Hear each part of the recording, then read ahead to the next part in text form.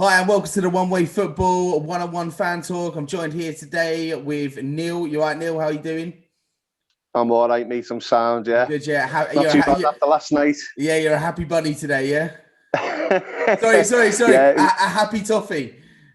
a happy toffee, lad, yeah. It was hard work, you know. I had the 4-year-old last night, so I was trying to watch the game and get him sweets and juice and stuff like that. So I was Yeah. catching glimpses here and there, but I saw all the important bits, mate. And you know what? It was a hard work result, that. Yeah. I mean, we had.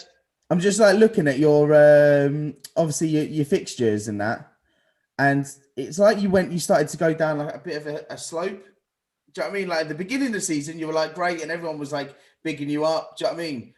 And then It's our home form. Yeah.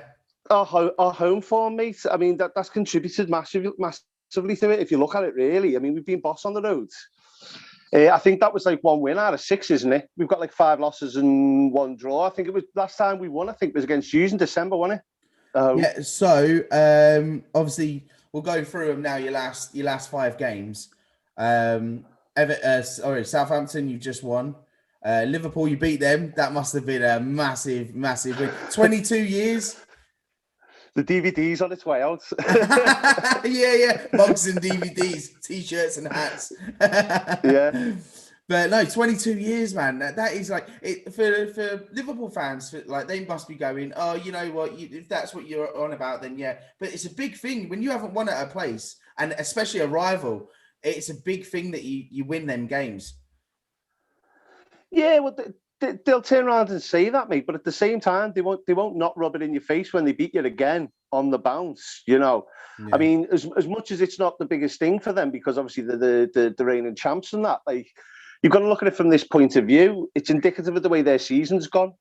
I mean, if you look at the first derby where Van Dijk got injured when Pickford went down on him, I mean, that pretty much set their season the way it's going. They've had troubles at the back all season.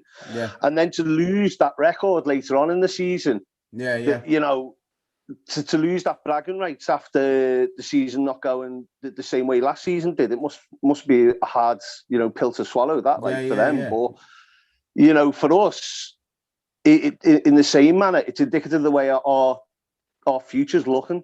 We've just got the stadium confirmed that can go ahead to the next stage, because they haven't confirmed that it's definitely happening yet, but it's the biggest hurdle done with the new stadium, mate. Yeah.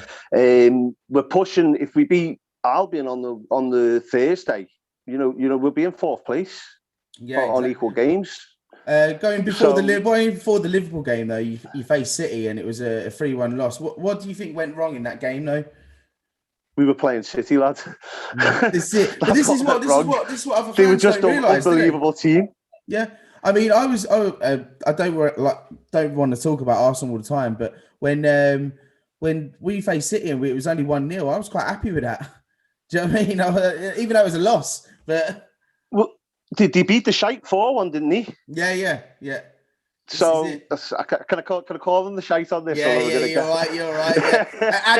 Adam might be a bit like, ooh, but no, you're right. Yeah, well, he's from Middlesbrough. He can support his own club, can't he? Oh dear. Yeah, but it's like also, and you lost against Fulham the time before that. Well, that's why last night was hard to watch. Yeah, you know, in a sense that when you watch that City game, for me, I was sitting there thinking, look, you know, even when it was 3-1, we still looked like there were bits where we were in it. Yeah. And then you look back at Fulham, who was struggling. I mean, you were sort of like, how are we 2-0 down to a team like this? And then go against City, still managed to lose, but look like that we could have maybe done something at some point. You know, for me, if you'd have said to me, though, was it the Wednesday night, you said, you know, lose to City and beat Liverpool, I'd have took it every time. I even had a conversation with a mate and he was saying, I reckon you'll do something against City, lose to Liverpool. I said, I think it's going to be the other way around. And you know what? I'd have took it every time. So, yeah, I mean, when you signed at the beginning of the season, Rodriguez, everyone just went, oh, they mean business now. Do you know what I mean? They're buying some good players. And to be fair, he's done all right. You know what? As much as I hate to say it was Carragher who said it, he was on after the game last night and he pointed it out and he said, you know, if you look at it at the end of the season, if he's saying really we should be thinking about fourth, and Ancelotti's turning around saying, "Oh, fourth is a dream, this, that, and the other." But he's going to be the one that's done this whole big turnaround for the team in general. And when you look at people like Rodriguez and stuff that he's brought in, I mean, he's resting them and stuff like that. He's been integral all season.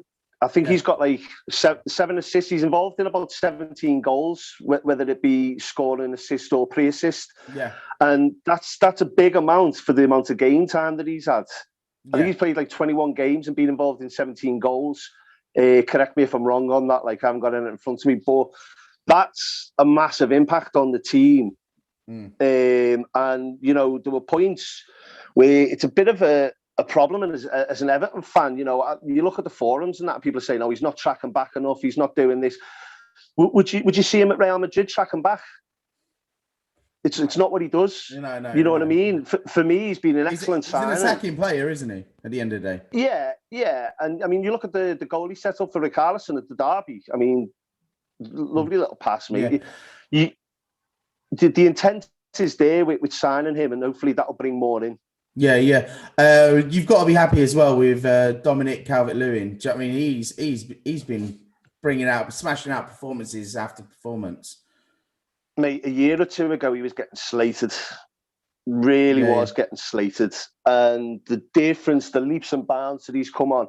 I mean, you don't know who to attribute it to, really. I watched Kevin Campbell when they were doing interviews with him after him losing his record of being the last one to score at Anfield. Score the winner. And he turned around and said, you don't know whether to attribute it to Ancelotti, to Big Dunk, because Big Dunk's in there doing the striking coach and that. And but Richarlison come out on the weekend and he was saying him, Bernard, and maybe Alan, I think it was. He was saying the work he puts in is just relentless. Yeah. So, I mean, the majority of it's got to go to him, but I think where the owner, Mashiri, the staff that he's put in there now with Ancelotti, and he's got Big Dunk there helping out, and Ancelotti's sons, and you've got to look at it and just think that the whole setup's starting to look right now. Yeah, definitely. I mean, we're 6th or 7th now, and you just sort of we're not there yet, but you can see in a season or two that it will be. If we carry on in this vein, mate, then we're going to be challenging for that top 4. Yeah, definitely. I mean, next season I could see you up there. I mean, Ancelotti. Talking about Ancelotti, we wanted him at Arsenal. I had him on my top managers to come to Arsenal. I was going to ask you how are you happy with Arteta, because it was between us and you for Arteta, wasn't it? And then we ended up with Ancelotti, and you've got the one.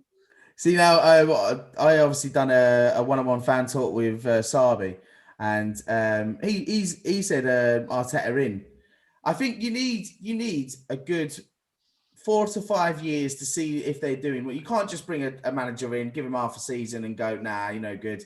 It's not, there's still that you've got a lot of waste that you need to get rid of. Do you know what I mean? And that's what Ancelotti's done. He's come in, he's brought a load of new players that he wants. Do you know what I mean? That he wants to rebuild around Everton.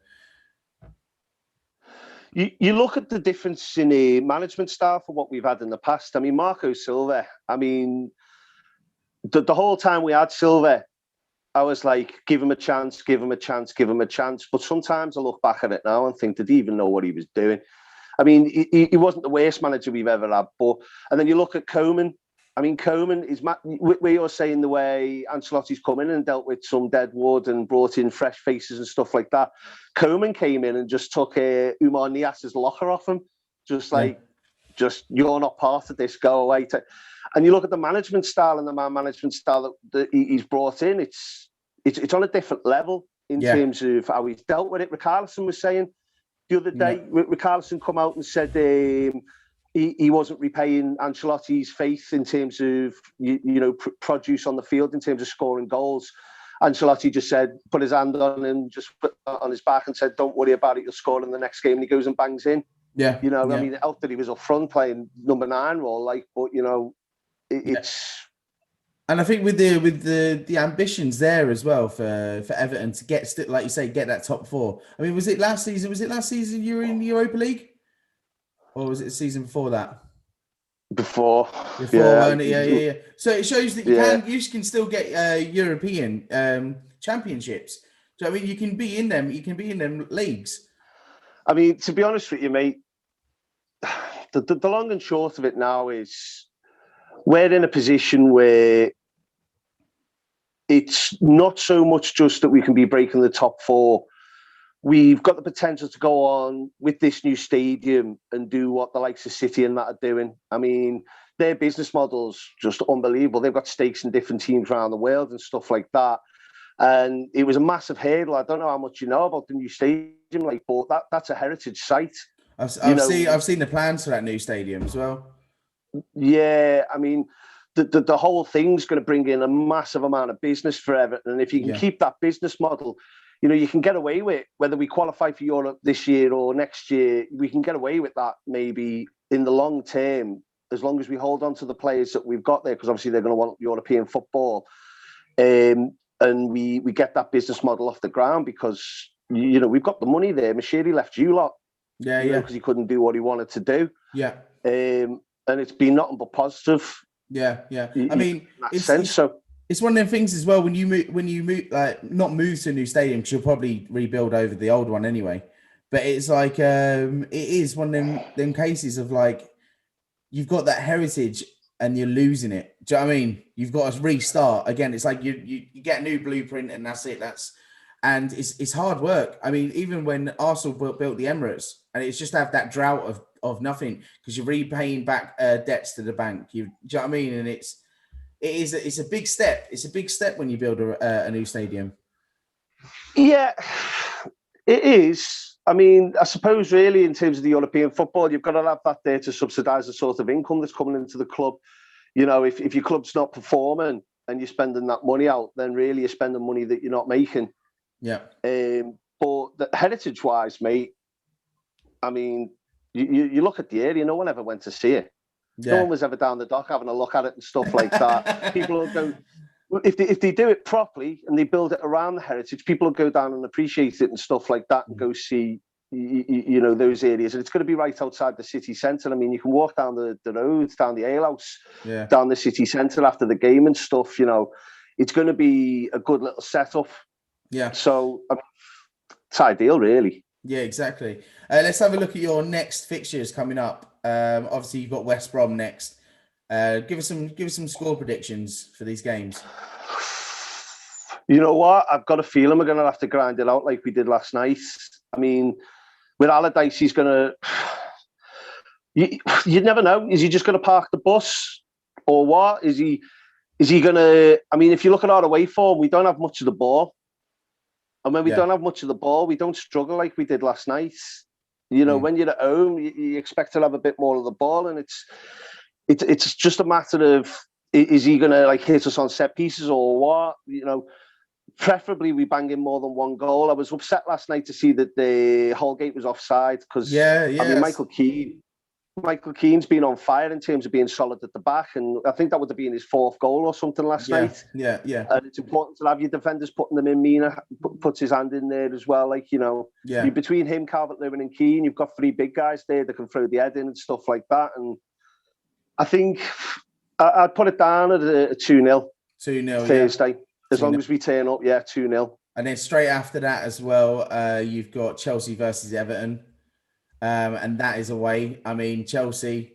The thing with Chelsea is, and I've said it before, like Thomas Tuchel coming into that team, he's not really shown much. It just seems like it's very flat. Do you know what I mean? All right, he's winning games, and that's the main point. But it's nothing special. Yeah, again, you're turning up to the bridge, mate, and he's held back a few people last night and put subs on late and that. But can I just hold you there on that? When you just said then, you're turning up to the bridge, does it really matter where you turn up right at the moment? Because there's no fans to... Well, yeah, our form's good on the road as well, yeah. I mean, we had a good result against Chelsea earlier in the season. I'm not particularly worried about the game. No. It's just one of them. It's, you know, they're a team that are sort of breaking back into a bit of form. Yeah. You know? I mean, the way I'm looking at it, I'm not picking games individually at the minute. I'm looking at it, we've got, 12 games is it left? Yeah. Yeah. And where, you know, if we pick that win off on Thursday, another 5 wins, that'll put us around about 60 points. That'll put us in 4th. Yeah, that's what you got to look at, isn't it? I'm not looking at them as individual games as such. I just know that there's 5 or 6 games in there in the next 12 that we'll win. Yeah. Or that we should do. I'd be disappointed if we don't. And I think this season as well is going to be really squeaky bum time. Do you know what I mean? Do you know what I mean? That first to probably 8th or 9th place, it's just going to be up, down, up, down, up, down. Yeah. Do you think it's helped or hindered Arsenal not having the fans? I don't even think anyone recognises the fans in the Emirates anyway, let alone actually when there isn't. We're the most quietest fans we've ever. got to have one of the loudest crowds. Yeah. I don't know what the decibel level is, but I remember having the season ticket there in the Gladys Street, and you know. Yeah. I shouldn't say this in case they're watching because the dad was a bit of a head, but I had this guy next to me with his little, she must have been about 10, 12. She's, I mean, I swear, you know me, I swear, but she was just calling the ref Everton, screaming her head off and all that. That's the 10-year-old little girls in the Gladys Street, mate. Yeah. So yeah, exactly. One of them, so I'm used to that atmosphere, but do you not think that not having the fan stays helped other teams out, like maybe us, when we're away on the road and stuff like that? You don't have to battle against the crowd. Do you think this is what I'm saying? Yeah, never really bothered Arsenal. It's completely different, isn't it, this season? I mean, all right, last season you had half and half, didn't you? So half with fans and half without fans. And this season it's just been no fans at all. So I think it's like this whole away, home, it doesn't really matter because the fans are the 12th man at the end of the day. When they get behind their team, it really can push. It makes a difference sometimes. If you're like 1-0 down and you've got 7 minutes to go, that can get you an equalizer if you really push it. Yeah. Do you know what I mean? Pushing it on mentally. Yeah, and it really does. It go, they hear them and they go, it hypes them up, doesn't it? Yeah. No, it doesn't always though. I always remember, when everybody says that. What was it? Bolton. It was Bolton. Tim Howard. It was Monday night, I think it was. Tim Howard took the goal kick. Bogdan come out.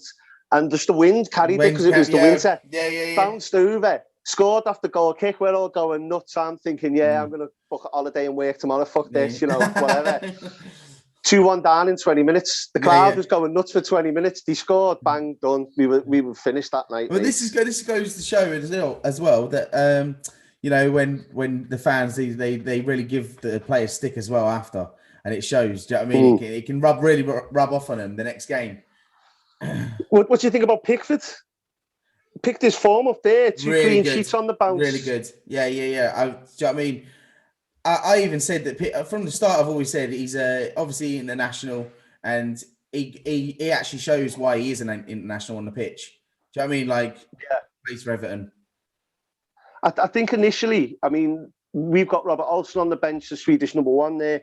Yeah. I think initially when he was in that poor form, having that backup on the bench coming in. Yeah. He made a few strong appearances and then he sort of plateaued and not necessarily made mistakes, but just not shone as much as he did in the first initial few opportunities he was given.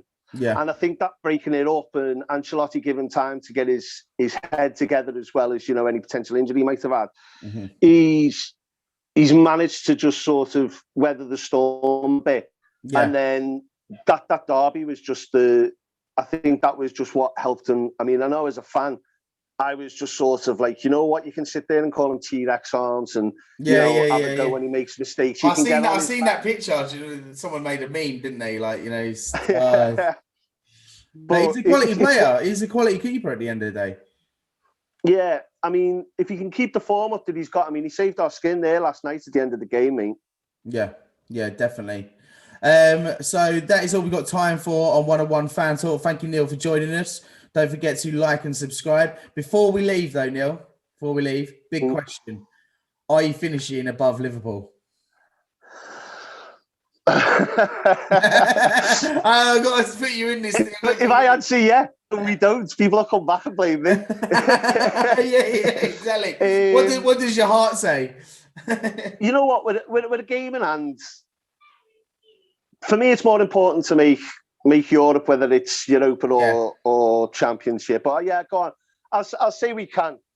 But then again, you know, if Liverpool sort their back line out, I mean, I turned on the other night against Sheffield United and it was 0-0 at half time. I turned it on and within 2 minutes of me watching it, they banged in. I can't remember who scored the first.